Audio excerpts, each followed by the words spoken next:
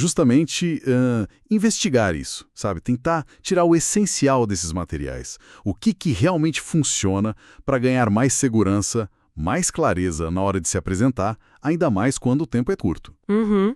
Correndo contra o relógio. Isso. E olha, analisando esses trechos, uma ideia me pareceu bem forte. Talvez o grande pulo do gato não seja aprender um monte de técnica mirabolante, mas sim lapidar aquilo que a gente já tem. Afinal, todo mundo conversa no dia a dia, certo? A questão é, como é que a gente leva essa habilidade natural para uma situação de mais exposição, né? Sei lá, uma reunião, uma palestra. Exatamente, e parece que os autores vão por aí mesmo, né? A recomendação inicial lá no capítulo B é quase, nossa, é simples até demais. Use a sua comunicação do dia a dia. É isso. Como assim? O mesmo jeito de falar? É o mesmo vocabulário que você usa, o jeito de gesticular, sabe? O ritmo da fala que você já tem com amigos, com a família. É como se falar em público fosse uma conversa, só que um pouco mais animada, talvez. Amplificada. Uma conversa amplificada, gostei disso. E o fascinante nisso, para mim, é o foco na autenticidade. Ao invés de tentar criar um personagem, sabe? A ideia é transportar o seu eu mais espontâneo para aquela situação formal. Isso se conecta totalmente com o conceito de naturalidade que eles destacam lá no capítulo e como algo crucial. Ser percebido como natural, como genuíno, isso cria uma ponte de confiança com a audiência que, olha, muitas vezes vale mais que uma técnica perfeita, mais fria. É sobre ser você, só que adaptado ali para o momento. Mas aí eu não tenho um perigo, essa naturalidade ser confundida com, sei lá, falta de preparo. Eu imagino alguém pensando, beleza, se é para ser natural, então nem preciso ensaiar? Ótimo ponto. É uma dúvida comum. Mas a naturalidade que eles propõem não é sinônimo de improviso de qualquer jeito, sabe? É o que a gente poderia chamar de naturalidade treinada. Naturalidade treinada. Isso. Você prepara o conteúdo, claro, você estrutura a sua fala, mas na hora da entrega, a busca é por fluidez, sem parecer artificial. É aquela espontaneidade que nasce dentro de um planejamento, de um respeito pelo contexto, pela audiência. O próprio capítulo B, quando fala em adaptar volume e vocabulário, já mostra isso, né? É uma adaptação consciente, não é o fala aí de qualquer jeito.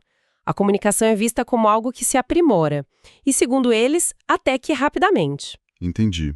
Então é uma naturalidade com um propósito, com um preparo. Legal. Agora, vamos para o cenário de pressão total. Tempo curtíssimo, menos ainda que os 29 minutos do título. O capítulo C, ele dá tipo um roteiro de emergência, né? 3 passos. Como é que funciona isso na prática? É quase um salva-vidas mental mesmo. O passo 1 é ter clareza total do porquê de você estar ali. Qual é o tema central, qual o objetivo do evento ou da sua fala especificamente. Ok, o porquê. O passo 2 é definir o coração da sua mensagem. Qual o problema que você vai levantar e qual a solução que você vai propor. Ou então, se for mais descritivo, qual a linha do tempo da questão. Passado, presente, futuro. O núcleo da mensagem. Isso. E o passo 3 é a estrutura básica, um esqueleto mesmo. Começa com a saudação, claro, depois uma introdução rápida, já mostrando o benefício para quem está ouvindo. Aí vem o desenvolvimento, problema e solução, com exemplos, talvez uma história rápida para ilustrar, e a conclusão, né? Chamando para pensar ou para agir. É uma sequência lógica para não se perder no meio do caminho. Parece bem prático para organizar as ideias rápido, mas e se a situação for ainda mais no susto? Tipo, você tá lá no evento e te chamam de surpresa para falar alguma coisa, como o capítulo D comenta. Aí acho que não dá tempo nem para esses 3 passos, né? Aí o buraco é mais embaixo. Nesse caso, a estratégia é outra. É recorrer ao seu porto seguro. Porto seguro. Falar sobre algo que você domina muito, muito bem. Sua área de trabalho, uma viagem que te marcou, um livro que mudou sua perspectiva, algo que você fale com paixão e conhecimento. O truque, que está descrito lá, é achar uma ideia de ligação. Uma ponte. Exatamente. Você presta atenção no tema geral do evento, ouvindo os outros falarem, por exemplo, e aí você conecta o seu assunto familiar com o tema do evento usando um conceito ponte. Sei lá, se o tema é desafios do futuro e você entende tudo de culinária regional, você pode conectar falando sobre como a tradição culinária enfrenta desafios para se manter relevante no futuro, entende? É quase uma tática de guerrilha comunicacional, usar o que você já tem de melhor na mão. Faz todo sentido. Usar o repertório que a gente já tem como uma âncora, né? E para organizar essas ideias na hora H, o capítulo G também dá umas sugestões, não é? Sim, são estruturas mentais bem simples, mas que funcionam. Você pode ordenar pelo tempo, como algo começou, como está agora, para onde vai, ou pelo espaço, comparar como aquele tema se aplica aqui no Brasil versus, sei lá, na Ásia, ou a lógica clássica de problema e solução. São tipo gavetinhas mentais, sabe? Ajudam a categorizar e sequenciar as ideias rápido, mesmo sob pressão. Ótimo, então já temos aí estratégias para o como preparar e estruturar, mesmo na correria. Mas o que realmente sustenta uma comunicação que impacta? O capítulo E vai fundo nisso, né? Ele se baseia em pesquisas com gente que ganhou concurso de oratória. São 5 pilares, é isso. E o primeiro parece óbvio, mas acho que vale reforçar. Conteúdo. Fundamentalíssimo. Não tem como fugir. Saber do que você está falando é a base de tudo. E a sacada aqui não é só saber o suficiente para o tempo que você tem. É ter mais informação do que você de fato vai usar. Ter uma reserva. Isso. Essa reserva de conhecimento funciona como um colete salva-vidas psicológico. Te dá uma segurança enorme, sabe? E essa segurança transparece na sua fala, na sua postura. E essa segurança, imagino, deve alimentar o segundo pilar: emoção. Falar com energia, com paixão, isso parece chave para conectar, mas como achar o equilíbrio? Não tem o risco de parecer forçado, exagerado? Tem, claro que tem esse risco, sempre tem. Mas a falta de emoção é pior ainda, na minha opinião. Se quem está falando parece entediado com o próprio assunto... Tá, e ninguém mais vai se interessar, né? Exato. A mensagem já nasce morta. A chave é a congruência, eu acho. A emoção tem que ser adequada ao conteúdo e ao contexto. Não é para ser um ator de novela mexicana, mas é para demonstrar interesse genuíno, convicção naquilo que você diz. Essa energia que contagia. E ela aparece muito através do terceiro pilar, que é a voz. A voz. Tanta gente se preocupa em ter uma voz bonita, né? Mas os autores falam que não é bem por aí. Não mesmo. O foco não é na beleza estética da voz, mas em ter uma voz com personalidade, com firmeza. Falar um volume um pouquinho acima do mínimo necessário já demonstra disposição, confiança e talvez o mais importante, variar. Variar o volume, variar a velocidade durante a fala. A modulação. Isso, a modulação vocal. É isso que mantém a audiência atenta, que quebra a monotonia, que ajuda a dar ênfase onde precisa. Uma voz que não varia, que é monótona, é um convite para a plateia dormir. Verdade. Conteúdo, emoção, voz. O quarto pilar muda o foco para fora, os ouvintes. Adaptar tudo para eles. Isso parece que volta sempre, né? E talvez seja o mais estratégico de todos. É adaptar a mensagem, o vocabulário usado, os exemplos que você dá, até os gestos. Tudo isso pensando nas características, nas necessidades, no que aquela plateia específica espera ou aspira. Quem são essas pessoas? O que elas já sabem sobre o assunto? O que é relevante para elas? Ignorar isso é como falar para o espelho. Comunicação eficaz é um ato de empatia, de adaptação constante. E para fechar os 5 pilares, aquele que a gente já falou um pouco. Naturalidade. É o que amarra tudo isso. Voz expressiva e esse foco no ouvinte de um jeito que pareça espontâneo, autêntico. A naturalidade é tipo o verniz final que dá credibilidade para o conjunto todo. Mesmo que aconteça um pequeno deslize técnico, uma palavra errada, se a comunicação é percebida como natural, como sincera, a conexão se mantém forte. O artificialismo, por outro lado, ele cria barreiras na hora. E perceba que esses 5 pilares, eles não são caixinhas separadas, né? Eles se alimentam o tempo todo. Faz todo sentido essa interconexão. Agora, vamos para umas dicas mais práticas mesmo e alguns alertas que estão espalhados ali por vários capítulos. Começando pelas técnicas de apresentação mesmo, no capítulo H. Parece que não tem uma receita de bolo, né? Uma forma única que funciona para todo mundo. Nenhuma. Anotações em tópicos, usar fichas, Memorizar só a estrutura principal, até decorar o texto palavra por palavra, o que eu pessoalmente acho arriscado, porque pode soar robótico e se der um branco, já era. O branco no decorado é fatal. Exato. Mas enfim, tudo isso pode funcionar. O ponto-chave é: qual método deixa o comunicador, aquela pessoa específica, mais segura e confortável? O que funciona para mim pode não funcionar para você. O segredo é cada um achar o seu método e treinar com ele. Entendi. Testar e ver o que funciona melhor para si. E quando o desafio é maior, tipo, apresentar uma proposta para um pessoal que já está meio com o pé atrás. O capítulo I fala disso. A preparação aí parece muito além do conteúdo do slide, né? Com certeza. Vai muito além.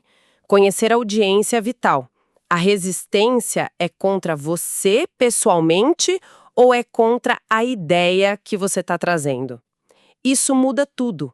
Começar falando sobre pontos em que todo mundo concorda cria um clima melhor antes de entrar na parte mais difícil. Criar um terreno comum. Isso. Demonstrar que você conhece o assunto, mas sem ser arrogante, ajuda a construir respeito. E olha, isso é crucial. Fazer um trabalho de bastidores. Conversar com as pessoas-chave antes da apresentação formal, para entender as objeções, para tentar neutralizar alguma resistência e, na hora H, na apresentação, usar só os seus argumentos mais fortes. Sabe por quê? Por quê? Porque um argumento mais fraco, se for facilmente derrubado pela plateia, pode acabar contaminando a percepção sobre todos os outros argumentos, mesmo os bons. É melhor focar na força. Boa dica. Falando em desafios, tem o clássico, o medo de falar em público. Capítulo J. Aquele pânico, a mão suando, a tremedeira, o branco. Quais são as dicas dos autores para lidar com isso na hora? O livro traz umas táticas bem concretas, bem práticas. Por exemplo, saber exatamente qual vai ser sua primeira frase ajuda muito a quebrar o gelo inicial, a dar o start. Começar com segurança. Isso. Ter um roteiro de apoio, mesmo que você nem olhe para ele o tempo todo, funciona como uma rede de segurança psicológica. Dá um conforto. Se as mãos tremem na hora de ler alguma coisa, usar um papel mais grosso, tipo uma cartolina, ajuda a disfarçar.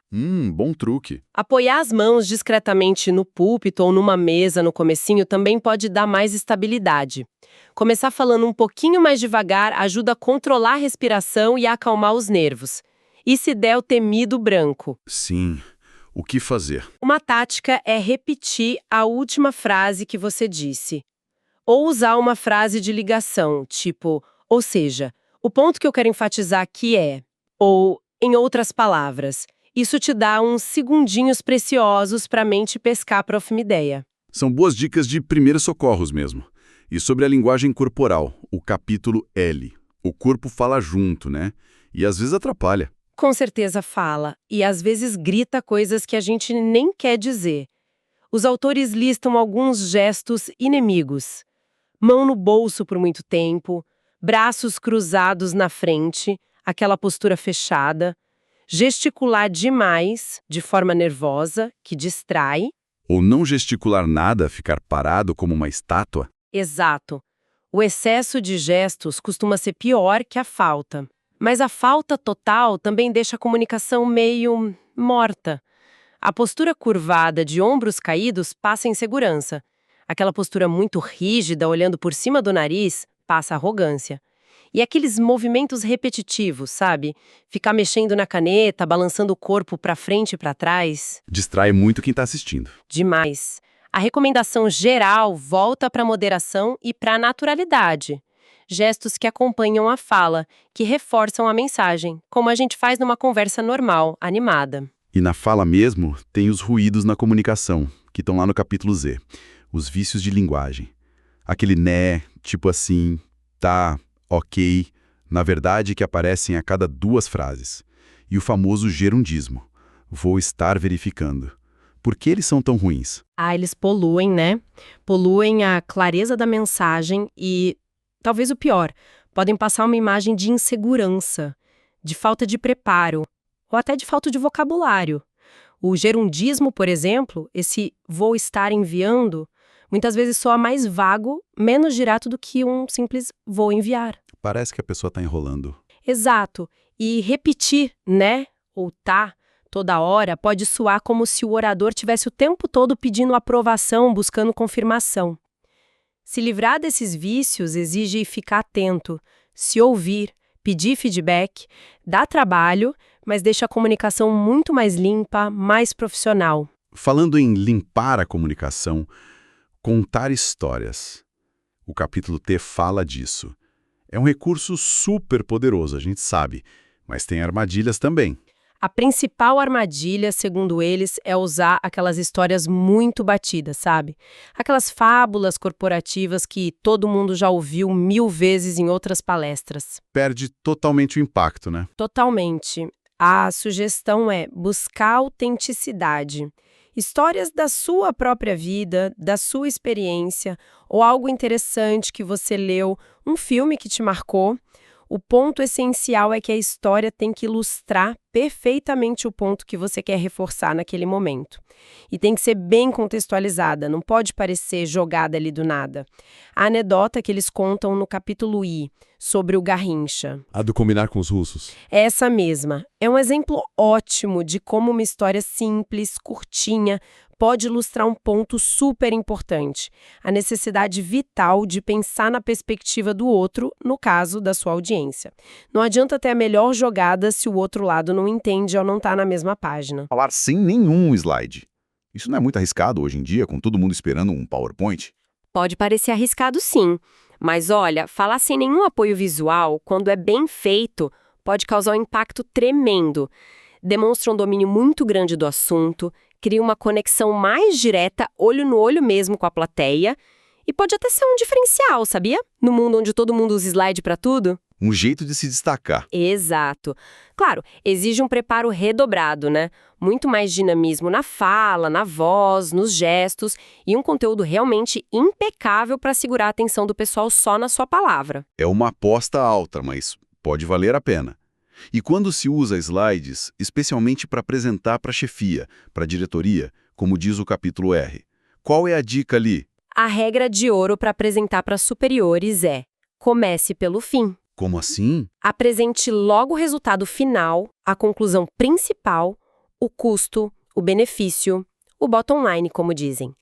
Depois, se houver interesse e tempo, aí sim você detalha como chegou lá, o processo, os dados. Chefes geralmente têm pouco tempo e precisam da informação essencial na cara, logo de início. Faz sentido e direto ao ponto para eles. E quanto aos slides em si, a palavra é simplicidade.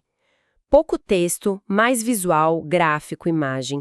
Aquela regra do 7x7, no máximo 7 linhas, com no máximo 7 palavras por linha, é um bom guia para não poluir e garantir que dê para ler de longe. E claro, o plano B sempre na manga. Esteja sempre preparado para falar sem os slides, porque a tecnologia, ela falha. Verdade. Quem nunca passou por isso? Preparação é tudo. E para fechar as dicas práticas, ser objetivo. Capítulo 5. Isso significa só falar pouco. Não necessariamente só falar pouco. Ser objetivo é falar o necessário para atingir o seu propósito no menor tempo possível. Isso envolve algumas coisas. Delimitar bem o tema, não querer falar de tudo ao mesmo tempo, selecionar só os argumentos mais fortes, como a gente já disse, evitar ficar repetindo a mesma ideia com outras palavras, ir direto ao ponto, sem muitos rodeios, e usar exemplos concretos, que ilustram a ideia rápido, em vez de ficar em longas explicações abstratas. Entendi. É eficiência na comunicação. E tudo isso, no fim das contas, parece que volta para aquele princípio fundamental lá do capítulo Y. Quem manda são os ouvintes. É adaptar, adaptar, adaptar. Precisamente. A comunicação só funciona de verdade quando a mensagem não só é enviada, mas ela chega e faz sentido, ressoa lá do outro lado. E para isso acontecer, a gente precisa calibrar tudo. A linguagem que usa é mais formal, mais informal? A profundidade do assunto, estou falando para especialistas ou para leigos? Os exemplos que eu dou são relevantes para esse grupo específico? O tom de voz, tudo isso tem que ser pensado em função de quem está ali na nossa frente, ouvindo. Não é sobre o que eu acho brilhante, mas sobre o que a audiência consegue e precisa entender e absorver. É um exercício constante de se colocar no lugar do outro. Então, resumindo essa nossa exploração toda, parece que o caminho para falar bem em público, mesmo que a gente tenha pouco tempo, passa muito por reconhecer e, polir essa nossa comunicação natural do dia a dia, usar umas estruturas e táticas inteligentes para se preparar, mesmo que seja em cima da hora. Uhum. Focar naqueles pilares-chave, conteúdo forte, emoção na medida certa, uma voz que conecta, pensar sempre nos ouvintes e buscar essa naturalidade treinada. E talvez o mais importante de tudo seja isso, desenvolver essa sensibilidade, essa capacidade de se adaptar o tempo todo ao público e ao momento. Exatamente. Isso até deixa a gente com uma reflexão interessante que meio que conecta o começo e o fim da nossa conversa, né? Como é que a gente equilibra essa busca pela autenticidade, por usar o nosso estilo natural, que foi a primeira recomendação, com essa necessidade estratégica de se adaptar às expectativas dos ouvintes, às formalidades da situação. Às vezes parecem forças opostas, né? Verdade, pode parecer um conflito. Ser eu mesmo ou ser o que esperam de mim. Pois é. E pensando nisso, talvez a questão não seja escolher um ou outro, mas justamente encontrar a harmonia entre os dois. E aí fica a pergunta para quem nos ouve pensar. Qual seria aquele pequeno ajuste, aquela pequena adaptação consciente na sua forma habitual de conversar no dia a dia, que talvez pudesse gerar um maior impacto positivo na próxima vez que você precisasse comunicar com um grupo maior? Uma excelente pergunta para a gente levar e refletir. Bom, nossa análise desses trechos do 29 Minutos para Falar Bem em Público fica por aqui hoje. Esperamos que essas ideias provoquem aí boas reflexões e ajudem na jornada de comunicação de todo mundo.